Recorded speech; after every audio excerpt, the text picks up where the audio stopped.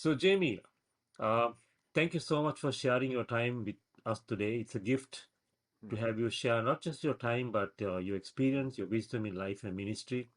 And as you know, we are exploring the DNA of healthy churches, in particular, the four strands that are interconnected and described in the link below.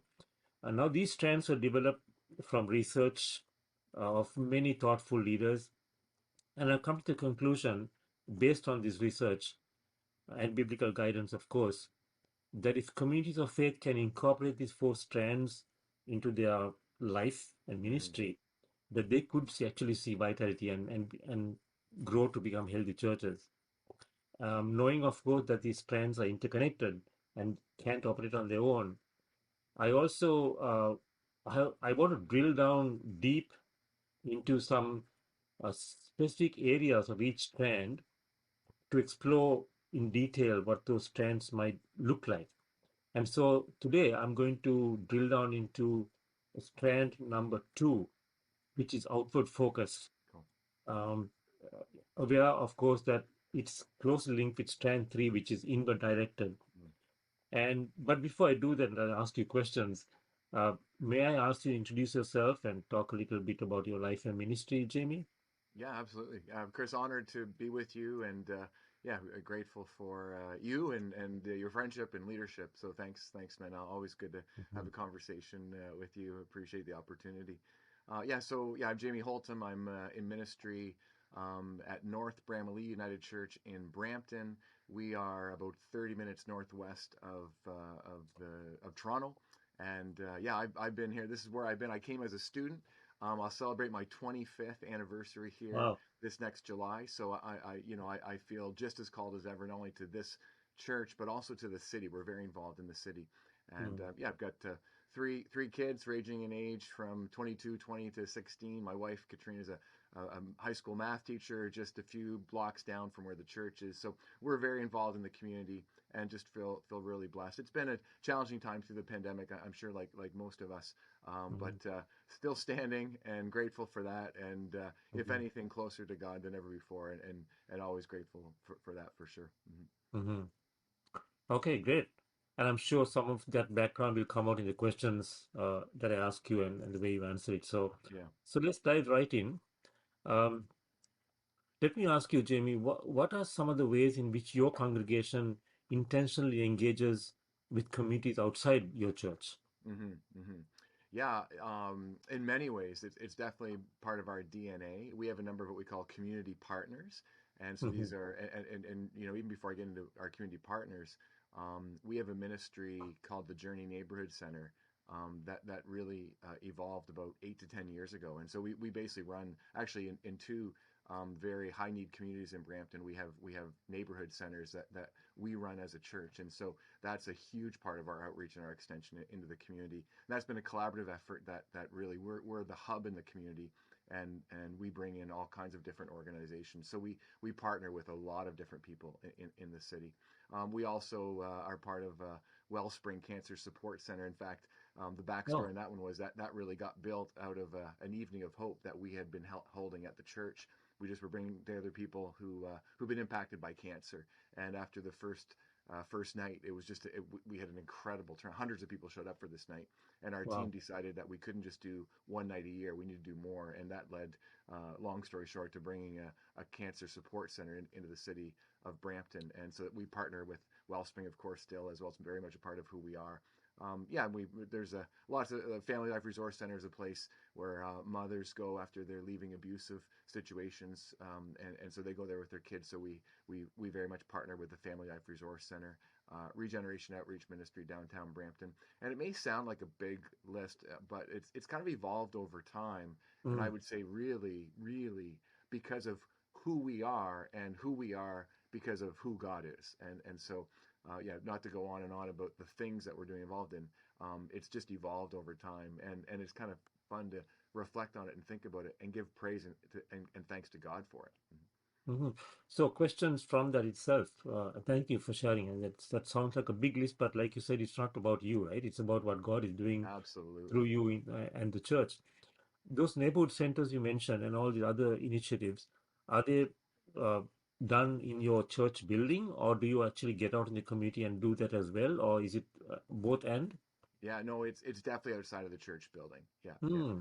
yeah. I would an image that I always look at is our address is 363 Howden Boulevard, and I always imagine 363 Howden Boulevard is kind of like the mothership, and it's where we come and huddle and get resourced by God, and then we go out and do all these things. So, but those places are very much out in the community in different locations. Yeah. Okay. Now, obviously, Jamie, you're not doing this by yourself, Hmm. right? Right. So who is doing this in the Yeah, church? yeah, Give us, I absolutely. mean, paint a picture of, what this might look like on a weekly basis or when this happens. Yeah, yeah, yeah. That's a great question, Chris. There's no way like there's no way that I could be involved in all these things, No one can. let alone lead them. And so we have champions for all these things that are exceptional leaders that bring incredible giftedness to leadership and a passion for outreach. And so for all these things, we have people who are part of our church who are champions. Some are paid, some are unpaid. But the leadership they bring and the passion and the focus on these areas is Hmm. really what helps make them happen. So just to help our viewers, give me a picture of what your church congregation looks like, just in terms of worshiping numbers, maybe on a Sunday, Yeah, and what other activities, just to yeah, get a sense of. for sure, for sure. Yeah, numbers are tricky for us these days, partly because we're still catching up to the COVID Yes. pandemic impact.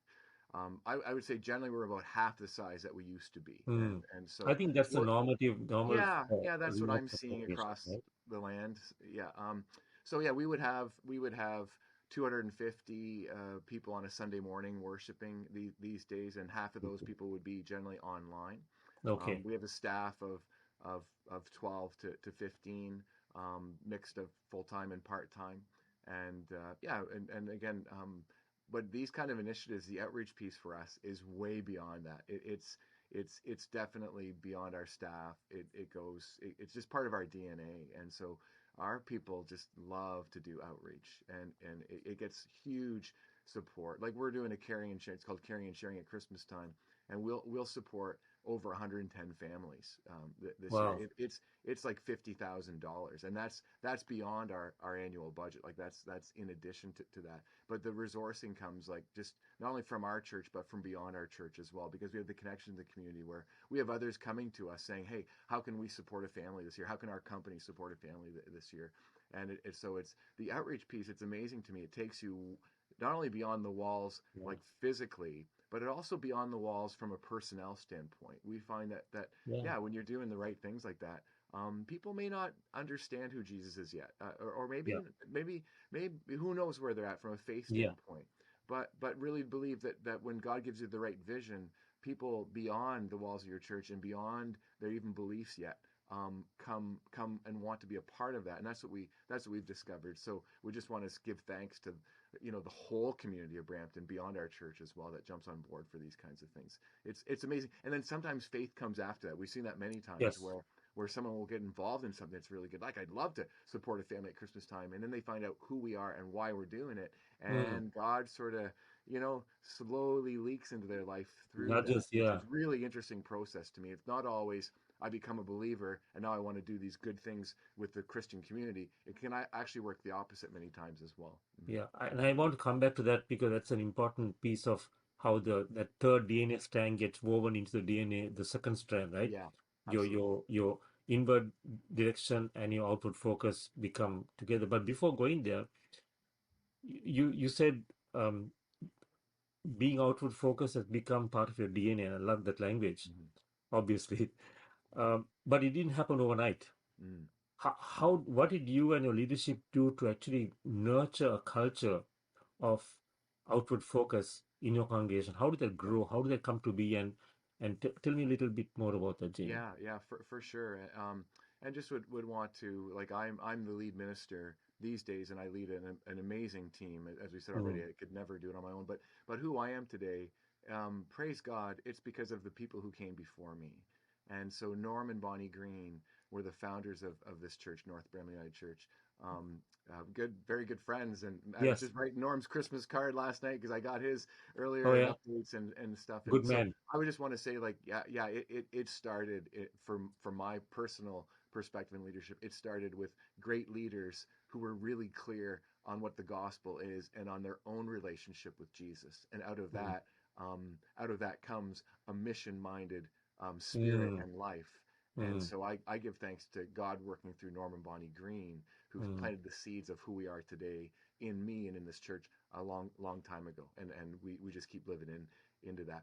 And then to be honest, that's impacted our vision statement, our purpose statement, our core values that really clearly name who we believe God is calling us to be. And that, that certainly comes through studying scripture and through our own experience of where we see God working, and also looking at other churches as well.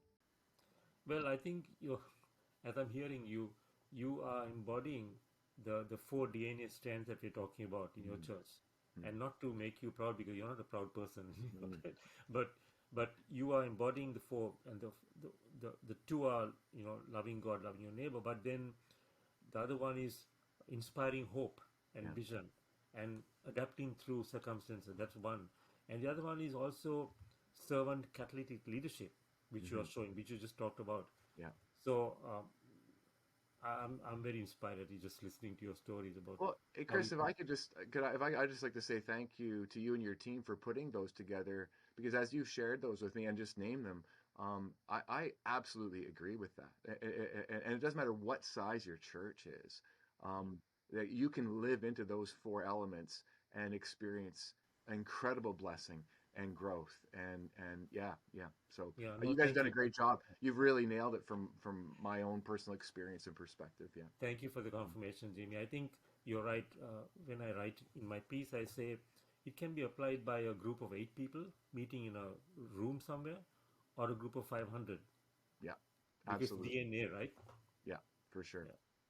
So coming back to that convergence of loving God, loving your neighbor, tell me a little bit more about how being outward focused is actually impacting the spiritual life and practice of your own congregation. Tell me a little bit more about that, because I think that's a significant piece that sometimes we miss. Yeah, That loving God and loving neighbor are integrated. You can't do one actually without the other. yeah, So tell me how absolutely. that works in your church. And Yeah, and I would almost say our experience is almost absolutely when we do these kinds of outreach activities, we are blessed in them and we experience God in them for sure. mm, But I would say they happen actually because of a deep internal spiritual life with God. So the Journey Neighborhood Center that I mentioned earlier, like that came through prayer and scripture. There was a scripture verse in the Message, John 1:14, that says the Word became flesh, and in the Message translation it says and moved into the neighborhood. And right, as we studied that passage, we were like, that's what God has done. God has come in Jesus and literally moved into the neighborhood.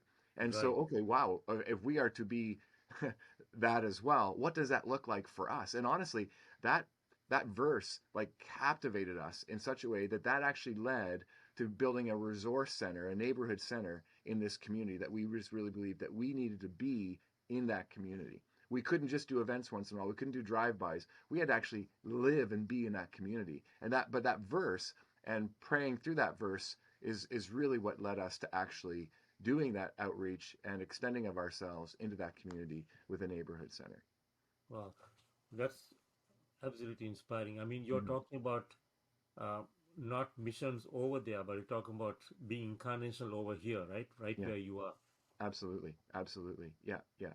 And then I really also think our experience has been that we really need to balance the two as far as activity and outreach and doing things, but also slowing down, resting, praying, being with God, and being resourced by God. And Mm, otherwise, it can become really tiring. It can become overwhelming. I mean, I think there's a practical piece that I'm glad it's one of the four that you've mentioned in Vital Churches, enabling, empowering leadership, because if we mm-hmm, try to do it all our own, it will be defeated. We'll be overwhelmed.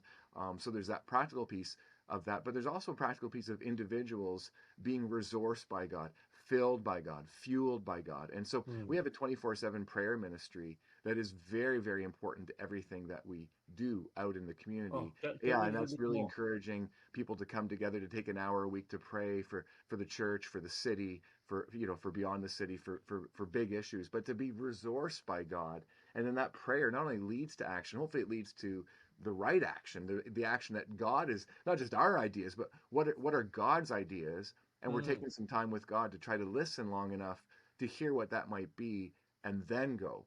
But also the actual resourcing. Like I know for me, prayer is an incredibly energizing activity. I can feel empty. I can feel defeated.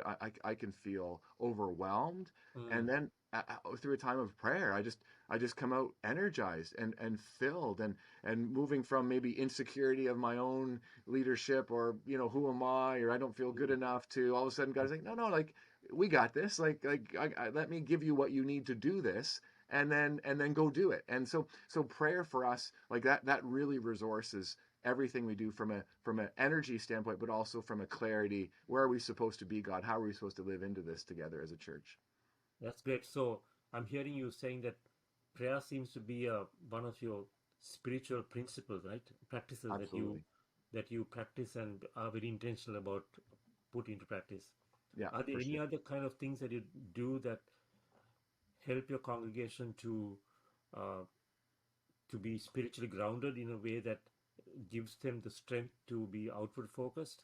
Yeah, for sure. There's that individual prayer that we encourage, but we're also holding a monthly prayer and worship gathering. And Mm. and again, I mentioned the 24/7 prayer movement. Would really encourage people to check that out. And certainly part of the work of 24/7 prayer is that it leads to mission and justice. And that's been our experience, that the more we stop to pray and spend time with God, not only individually but together as a community, Mm. it just leads to those kinds of things. Your heart becomes more like God's heart, and you see what God sees, and your heart breaks for what God's heart breaks for, and you want to do something about it. And that leads to mission and justice and this kind of outreach that God has us doing these days. So that monthly gathering, we hope that over time it will become weekly. But Mm. that monthly gathering, people come together to worship, to receive, to pray, but then be energized to go and be the hands and feet of Jesus in the world. That just to be resourced in that way together, yeah, has been really a gift for us. No, I'm glad we're having this conversation about prayer because that seems to fall off the radar to in many congregations who are overly involved in Yeah, community work, which is not a bad thing, but somehow the prayer gets left off, right? And you were talking about prayer being almost the where you get your fuel yeah, for what you do, absolutely. and I like the emphasis you place on prayer both individually and corporately, and how it's changing our hearts more than anything else. Hmm, hmm. Um, Yeah, Talking about change, how has the city of Brampton been impacted through the ministry, your incarnational ministry of your church in the community? I mean, can do you have examples of, you know, uh, conversations that are being had at council levels, at government levels? Just give us some good news yeah, stories. for sure, for sure. Yeah. I really hear this all the time. People who are part of our church will be out in the community and they'll say, "Wow, like I was at this event and I met these people, and like they know North Bramley, like they really do know North." And it's not about people knowing us. It's about people being impacted by what God has called us to do. And Mm. and so the answer it would be yes, absolutely. And I guess again, going back to who we believe we're supposed to be as a church, our vision, our purpose, our core values would really lead us to be doing these kinds of things.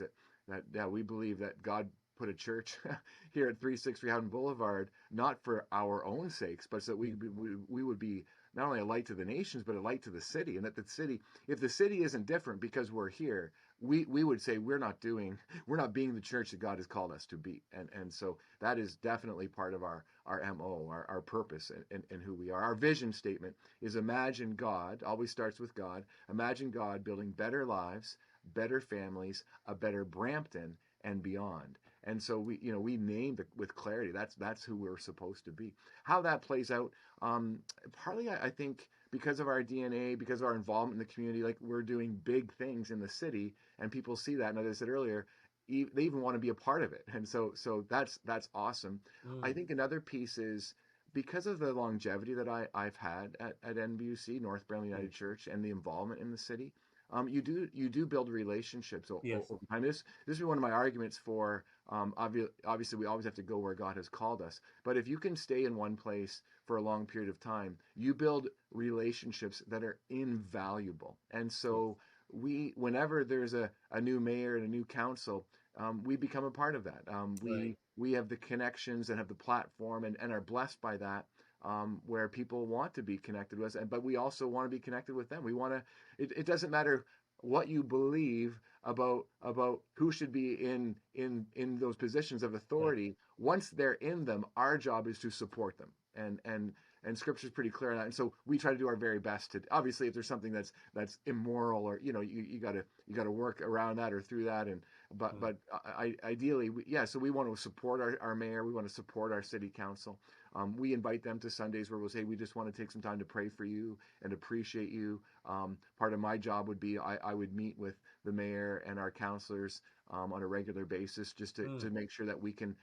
Again, it isn't, hey, what can you do for us? It really is, as servants of Jesus, we want to make our city better. How can we serve you? How can we help you? How can we support you? How can we encourage you? Because those are Mm. very difficult positions to be in. And so we want to Mm-hmm. love them who are in those positions and help and serve them and work together with them. I'm also the chaplain for the Brampton Fire Department, so Nice. that's another beautiful connection that we get to have. And though I'm in that role, we always say, like, we as a church do that. Just because I happen to be the person that shows up, Right. I can only do that because of the community that I'm a part of. And Right. again, when years ago, like 10 years ago, when I was asked if I would take on this role, it's kind of a funny story. I don't know if you ever had this happen, but I was like, oh, there's no way I'm doing that. Like, I'm too busy. Like, but I'll be polite, so I'll at least have a conversation with them. And then I came away from this conversation. It's like, oh, I think I have to do this. And but here's why. Like uh, again, our vision statement, like this allowed me and us to live into our vision statement. Right. That we want to make Brampton a better place to be, and that's what God's called us to. And this Right. is the way that we can do that by supporting our fire department and the connections that have happened over the years has just been beautiful. We've got lots of firefighters that have come to the church with their families. We do outreach into the fire stations at different times over the year. So it's been this beautiful relationship. But again, it all came back to God saying, no, no, you got to do this, even if you don't feel like you want to right now. Yeah. Have you have you ever been taken in a fire truck? Yeah. It's You have? amazing. Oh, It's great. wild. I was like, guys, I'm sorry, man, but I know I'm smiling ear to ear. I can't wipe this smile off my face. And they said, don't worry, we were like that the first time too. Yeah. Good for you. But I mean, seriously, you like any other pastors in these times, especially are busy, right? You have a myriad things to attend to, including spending a whole Yeah. host of times preparing a sermon for every week. Hmm. How do you how do you do this? How do you keep that vision going and enable and facilitate your congregation to actually be outward focused Yeah. when the easiest thing to do is to collapse inward and kind of look inside and say, how can we keep ourselves going? Yeah. Because it's an Yeah. important question, and I'll ask you again at the end about advice you might have for pastors. But how do you do this? What are some of the Yeah. That's a things? great question, Chris, because generally speaking, um, more people are are asking you to do internal things than external things, That's right, right? absolutely. And so the natural rhythm would be you could get so inward focused very Yeah, quickly and be all your time spent in church meetings, caring for the people in the church. there you go. Um, so like several things for me, you got to go back to the gospel. Like that's actually not the gospel isn't to get a group of people together who you care for. Like and it's not that that's not important, but there's other ways to do that. And Right. so and we always use this phrase, we are blessed to be a blessing. So absolutely, let's care for one another. Let's love each other like internally. But part of the purpose of that is that so we can go and love the Mm, city and love the world and be Jesus in the world. And then what happens is then we really experience what Jesus was talking about when he said new life.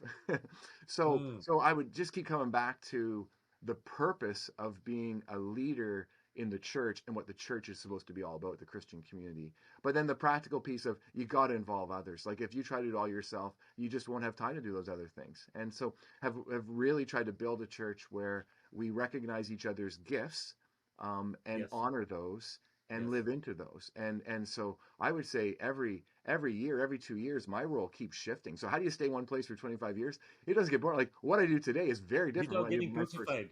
Exactly. It continuously is changing and evolving. And I would say for me, getting more and more focused every year, every phase, and that's good. So we have people around the leadership of our church who do lots of things that I could never do, or if I had to do them, Mm, I could do them maybe, but I wouldn't do them very well. I wouldn't be very happy. So, for example, we have a director of operations, a guy named Steve Allen, and he is amazing with numbers. He is amazing with process and systems. mm, He eats that stuff up, and the way that we him and I, but also we as a whole team work together. So again, really empowering others. mm, And I just want to be really careful because I think sometimes we can so easily get, oh well, that person has a bigger church or that person has mm, resources. mm. Honestly, that's my experience has been that that doesn't need to limit us. There are Yes, people who have incredible capacity as volunteers to do really significant things in the church. And yes, if we're sitting around um, kind of feeling sad or and I get there too, man, overwhelmed, like why am I doing all this? Where's everybody else? There may be people actually sitting in the pews on Sunday mornings or beyond that as well who are saying, I wonder why he or she just doesn't ask me because I'd right, love to do that. In fact, right, I think I could do a better job than them on that, and they probably can. So right. invite them in, let them do it. So again, that empowering of others is crucial to be able Mm. to get out into the community to serve and lead in that way as well. Yeah. Well, I'm glad you named that because that's exactly a strand four about servant heart leadership. That the role of people like you is to actually equip and empower others to do ministry, right? Hmm. To exercise their gifts, not just do all the work yourself. Because I think many pastors get caught in the trap of trying to do it all, Yeah. and then they get into this uh, downward spiraling circle of ultimately, you getting burnt out. Yeah. And the fact that you've Absolutely. been there for 25 years, and by the way, congratulations. The fact that Thank you've you. been Thank you. there, It's a it smiling at continues the to. end of 25 years means that you've discovered some principle, a biblical principle Yeah. of really empowering other people to do what God has Absolutely. ordained them to do, right? Yeah. And I think that's an important piece. Yeah. So, For sure. um, tell me something about the challenges that you faced in kind of growing this culture of outward focus. I'm sure there have been challenges, Oh my uh, gosh, yeah. Yeah, right? and sometimes like when you have an interview like this, it feels like it's fast forwarded. You know what I mean? And Right, so yeah, like everything I've talked about, oh my gosh. There was painful moments, there was challenge. Everyone didn't always agree. right. I got to a point sometimes where I was tired and exhausted around it as well. And so I guess I would just keep coming back to, and I've experienced this more than ever through the pandemic, Chris, and that is that I really, as a not even just as a leader, but as a human being who's trying to follow Jesus, I have to keep coming back to Jesus as my source of life, energy, conviction, clarity, direction, and so just that morning prayer time that starts my day every day. I just can't like that's that. Yeah, I think I can honestly say I don't think I'd still be doing this today Mm, if I didn't have that, mm, especially through the last few years and through this pandemic. Things were that challenging. So I don't mean to paint this picture that like it's all been easy and everything we've done has taken time to get there. I guess I mean it just sometimes it takes time. It takes time to get people on board. It yes, takes time to raise the resourcing and the money. It takes time to find the right people. yes. But like if it's of God and we keep working at it, yeah, it will happen. But it doesn't mean it isn't is easy. Doesn't mean it doesn't take time and a lot of prayer, uh, sweat and work And as well. tears too. Yeah, yeah, yeah. Hmm. No, I'm glad you named the personal time that you spend with God because again, my guess is that, and just get hearing from people too, is that that time gets squeezed. Yeah, because you get so busy. And what I'm hearing from you saying is that if you don't invest that time with God in the especially in the morning to begin your day, your entire day can be messed up. Absolutely. Yeah, Yeah. I mean, I personally, I just, I would not, I just wouldn't be able to do this without that. yeah, And I love Tony Campolo. He always said you can pray, any time of the day you want. And I get it. We all have different rhythms and that. Um, but he always said he likes to start the day with prayer because it's like tuning the orchestra before they play. right. And I think so. Not beating the thing. Whether it's an hour or whether it's 5 minutes, just to have that Yeah, ritual, that routine, that discipline of beginning not even just the day, but taking time to pray before you go into a meeting. Yeah, just really involving God in all that we do. That gives a resiliency that I don't know any other yeah. way to get that. I like that picture. I'm thinking about how you can tune a off violin in the middle of a concerto, right? Exactly, exactly. uh, but how have you had any pushback from congregants, from leaders about your involvement, about your outward focus, about this culture that you're trying to build, and how have you kind of overcome those Yeah, challenges, if yeah, at all? great question. Absolutely. Um, in a church like ours, and I'm sure it's this similar for most of us.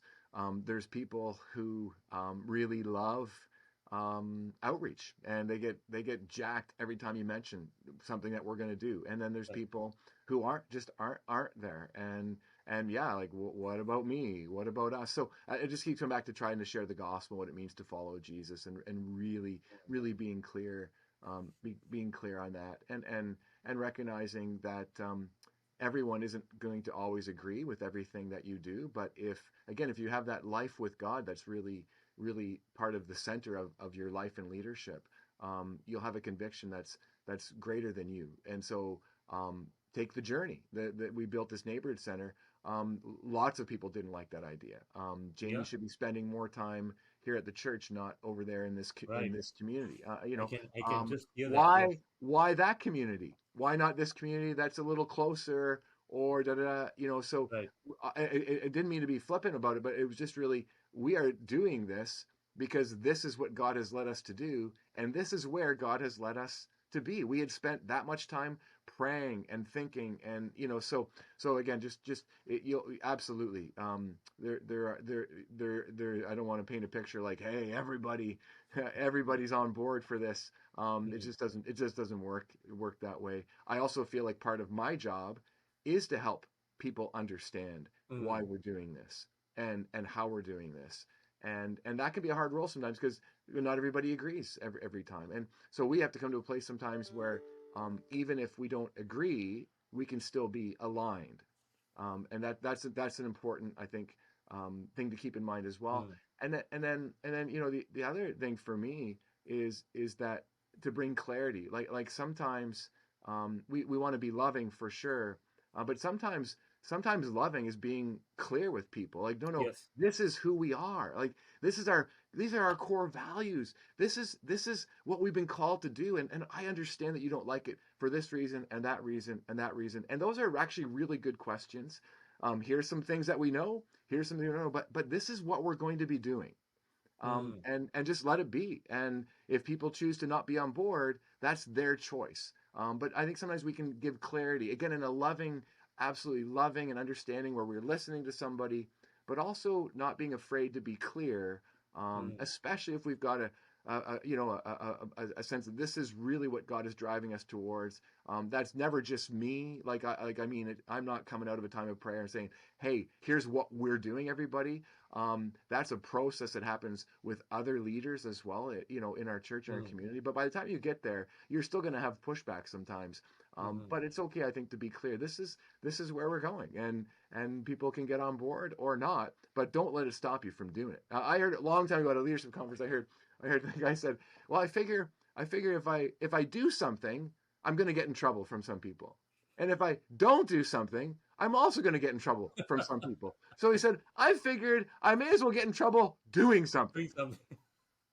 I like that positive spin. Yeah, You know, meaning no one's going to be on board everyone's not going to be on board for everything, and yeah, sometimes you just got to move ahead, but you can still be aligned. And I think a leader's job these days is to create that culture of alignment where right, we may disagree, and right, there's things that happen that I'm not in full agreement on, but there's right. enough people to say yes, so that, you know what, okay, I'm on board, let's do it and we'll see what happens. And it doesn't mean it's like, oh, you know, look, I told you so. If it doesn't, that's, we're in it together. But again, really creating alignment, um, even when we Mm. disagree, and that's a leader's job to create that culture. And to create alignment, you need to have a vision, right? You need to know where you're going, Yeah, so that you can align people to that common vision. It's not your vision; it's God's vision. absolutely. Jamie, I want to get back to something you mentioned, that prayer has become a primary and a vital part of your whole operation, the way you operate, the principle. And I'm hearing that you don't do the outward focus part without doing the inward, the work of building and going deep. Mm, Because I think that's that. I mean, for I sure. see you practicing that and talk about that. Got a question for you. We haven't used the word discernment, but I've heard that in the way that you're speaking. Yeah. Would you think that discernment is also a spiritual principle? Absolutely. Yeah. Yeah, yeah, for sure. Yeah, yeah, yeah, yeah. Yeah, discernment comes out of a time of prayer. We're looking for what God's agenda is, not our own. Mm. But discernment also comes when we meet with our leadership Listen. and share and talk and pray and hear different ideas. And it's amazing how maybe you as a person, an individual leader, gets a discernment around something, and then you take that to a group, a leadership group, and it's amazing to me how it comes out different, but so much better. And so yeah, so discernment is all of that, but certainly including God in that process, from our perspective, would be Maybe crucial. at another interview, I might actually spend an entire segment asking you to tell us how you would help another congregation to discern their way through Mm, something. You know, the listening not just to inward, but to God, to the community, yeah. and to ourselves, but that we can keep. I'm watching the time, so I'd like to get another question that's pretty important, and that is, as a pastor who's been there for now almost 25 years, what words of advice do you have for another pastor who might be considering developing a culture of open-hearted, open-handed, Mm, outward-focused, for their congregation? What would you tell the person, hmm uh, hmm whether it's a small congregation or a larger one? How would Yeah. you? Yeah, my sense is a good place to start is just with ourselves. Like we need to live it ourselves as well. So, Hmm, you know, who are agree. you? Who are you in your own neighborhood? I remember there was a time where I'd read I forget what verse it was. It was in the Message translation, but it was basically um, it was Apostle Paul, I think. Anyway, it was basically what I took from it was, is your life attractive to others? You know, and I thought, oh my gosh, I was just picturing my neighbors seeing me driving in and out, in and out, in and out. I thought, I gotta slow down for another reason. Like that must be so unattractive to them. You know what I mean? Hmm, And hmm, so who are you? Like, what is your life like? Does your life reflect Jesus? hmm, Will people get a glimpse of God through your life? hmm, I think it's got to start there, and that means, you know, what's my relationship like with my neighbors? Am I living this? And we got to live this before we can lead others into it. And for some of us, that's our MO already. But if it's not, then I think if you want your congregation to get there, you got to lead the way. And leading the way is to live it out first before you talk about it. And then the other piece I would just say is as I think I said earlier, just be patient. Like it takes time. Start small, start simple. It doesn't need to be these big grandiose things. hmm, hmm. Let it build over time. Mm-hmm. And then, but maybe also begin to start investing in people and bringing out their gifts Yeah, and their talents and their strengths, and not try to do it all yourself. absolutely. Yeah, for Yeah, sure, for sure. because that's Yeah, what I've heard right through the interview, right? That yeah, your absolutely. Yeah. leadership. Yeah. Yeah, look for the people who are really excited about, if this is, we're talking about outreach and reaching out right now. I would include evangelism in there as well, and those Mm-hmm. can be different people for sure. Mm-hmm. Serving in deed versus like outreach versus serving in word, or that invitational Mm-hmm. evangelism, but it's all part of outward focus.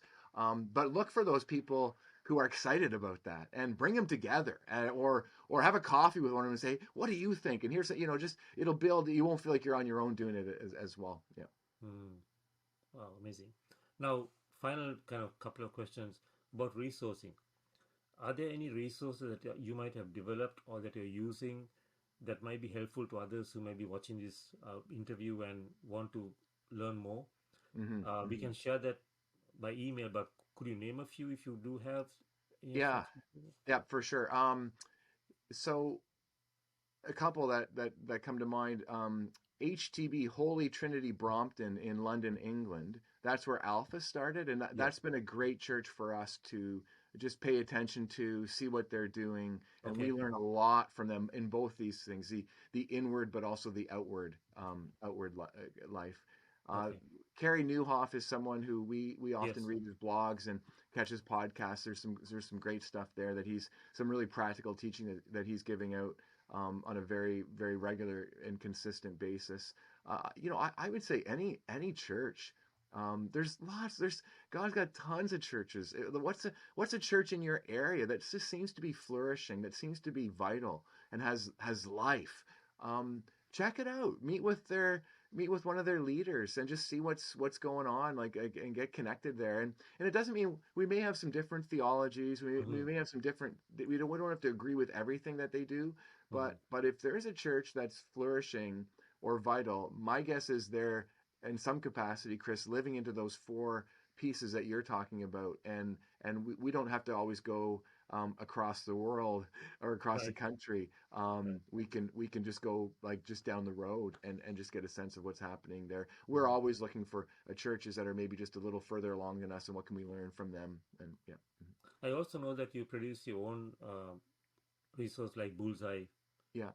helping people to um, become better disciples and Yeah. followers of Jesus.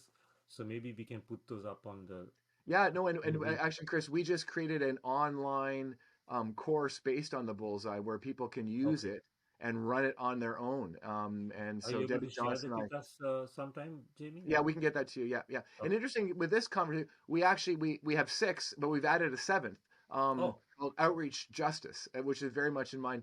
Yeah, when we so first put the advocacy. Bullseye together, we didn't include that because we felt we were already so strong at that, to be honest. But we got some really helpful encouragement from people saying, hey, why isn't that included? So okay, let's include it. So anyway, we've added a seventh piece, a marker, which is outreach justice kind of thing. So yeah, we can get that to you because Nice. that's a great resource that we'd love to share Yes. with other churches. Yeah. I'd love to share. I make that available. Yeah, that's true. Oh, great. Um, well, I can go on for hours, but I won't. But no, it's been really good. And I like how, Jamie, how your congregation is embodying those four DNA strands. Mm. Uh, leadership, keeping hope alive, all those things, and the fact that you've been there for 25 years, uh, you've seen it all, unfolding, right, as you speak. Mm. And I'm so glad that you have the loving God, loving neighbor Mm. in balance. Mm. Mm. Mm. Because sometimes if you go too much of the in depth, you can become almost like monastic Yeah. in nature, or you go outward focus and you lose your groundedness. But I see that in a church, and I wish you all the best. I know these are Mm. difficult times Mm. when there are funding concerns and all sorts of things and staffing turnovers. But yeah, good. Thanks, Chris, and Thank you so really, much, and we will keep in touch. I'm sure I'll hound you again for for more I'll goodies. be glad to, and just Yeah, whoever's watching this, just really do pray for you, and God bless you and all that you got going on. As you said, Chris, it's challenging times, but it's God's church, and God will give us everything that we need. And absolutely. yeah, and so just encourage people to be look for God's creative ways to move forward these days, and know that what you do, it really really matters. I know there's days where we all have where you wonder if it matters, but it really does, whether it's happening now or planting seeds for the future. So just would encourage everyone to keep going, and know that you're not alone. And anything, I know you feel the same, Chris. Anything that we can do to help, always in for that. But praying for you and cheering you on from afar for sure. Mhm. Thank you so much, Jamie. God bless you. Thanks, Chris. Yeah. Yeah.